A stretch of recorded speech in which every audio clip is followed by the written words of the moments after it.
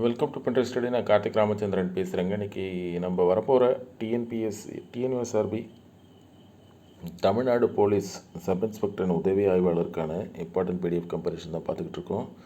General ஸ்டடீஸ்க்கான previous year question இதே மாதிரி நம்ம உளவியல் சைக்காலஜி ப்ரீவியஸ் இயர் கொஸ்டினும் நம்ம வச்சுருக்கோம். அரௌண்ட் ஒரு 480 கொஸ்டின் சால்வ் பண்ணியிருக்கு. இன்றைக்கி நம்ம ஜென்ரல் ஸ்டடீஸ் பற்றி மட்டும் பேசுவோம். நீங்கள் பார்த்தீங்கன்னா தமிழ் தகுதித்தாளில் இது வரைக்கும் கேட்ட கேள்விகள் எல்லாத்தையும் நம்ம தொகுத்துட்டோம். 215 இருக்குது.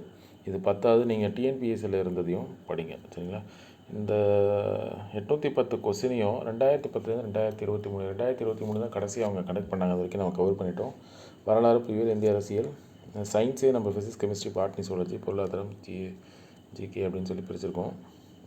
உங்களுக்கு டைம் இருந்ததுன்னா டிஎன்பிஎஸ்சி ப்ரீவியஸ் இயர் கொஸ்டினும் பாருங்கள். அது கொஞ்சம் அதிகமாக இருக்கும். கிட்டத்தட்ட ஒரு 7500 கொஸ்டின் இருக்கும். டைம் இருந்ததுன்னா பாருங்கள், சரிங்களா? பட்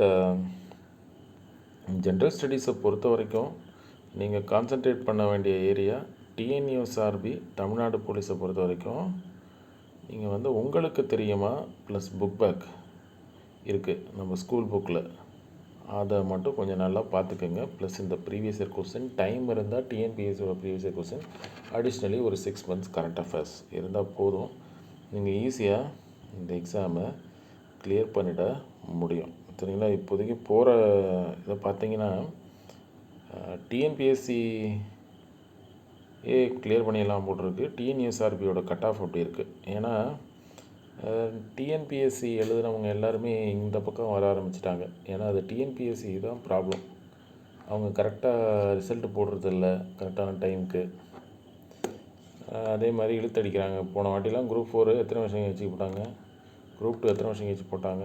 பட் டிஎன்யூஎஸ்ஆர்பி கொஞ்சம் கரெக்டாக மெயின்டைன் பண்ணுறாங்க.